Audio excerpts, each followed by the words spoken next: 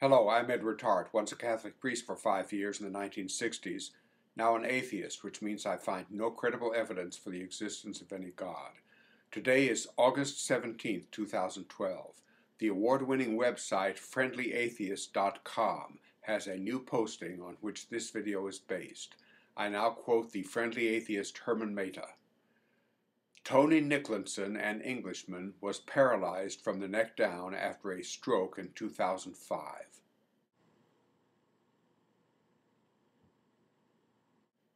Tony can't communicate other than through blinking, and he wanted doctors to end his life on his own terms instead of prolonging his suffering. Yesterday, though, the High Court ruled that he can't do that.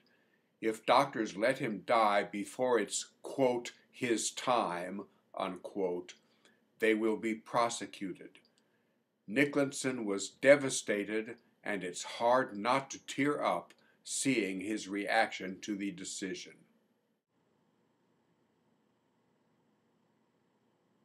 Here is part of what Mr. Nicholson said. I thought that if the court saw me as I am, utterly miserable with my life, powerless to do anything about it because of my disability, then the judges would accept my reasoning that I do not want to carry on, and should be able to have a dignified death. I am saddened that the law wants to condemn me to a life of increasing indignity and misery." Unquote. The British Humanist Association condemns the decision too. We are deeply disappointed by this news for Tony. Mentally competent adults should be able to make decisions about their lives as long as they do not result in harm to others. In cases where a patient is suffering incurably, is permanently incapacitated, and has made a clear and informed decision to end their life, but is unable to do so independently, the law should allow a doctor to intervene. I will now quote one of the commenters. When a pet breaks its back or gets terminal cancer and starts suffering organ failures, we euthanize it to keep it from having to go through all that needless pain and suffering. We talk about how it's inhumane to allow such suffering, even if the decision to end its life is difficult, because it's the only right thing we can do.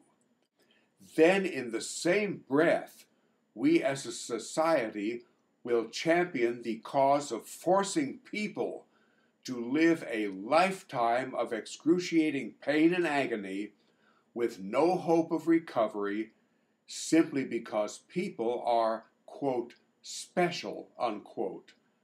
And if we're pious enough, our imaginary friends will save them. It is a sad statement on our society that we will treat our pets better than a person who is suffering needlessly. In 6 days, I will be age 78. I have lived 2 to 3 years beyond the normal male life expectancy here in the United States.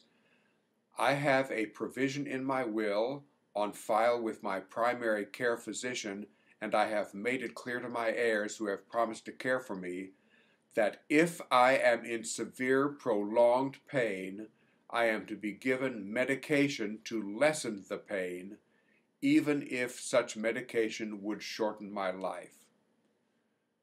That is the best I can do under the existing laws of my nation and my state, but it may not be enough. Our society is backward in this respect, and the primary cause is religion.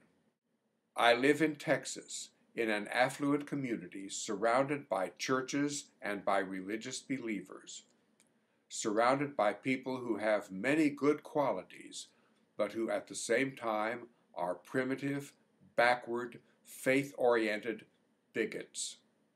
And religion has made them that way. The church in which I was once a leader, once a priest, the Catholic Church, is in the forefront in the battle against the Death with Dignity movement. Religion is the enemy of Mr. Nicklinson. As I approach the inevitable end of my life, religion is potentially my mortal enemy. That could turn out to be true for any of us. While I still have life in me, I do what I can to oppose the evil of religion. To all of you, thank you for watching this video.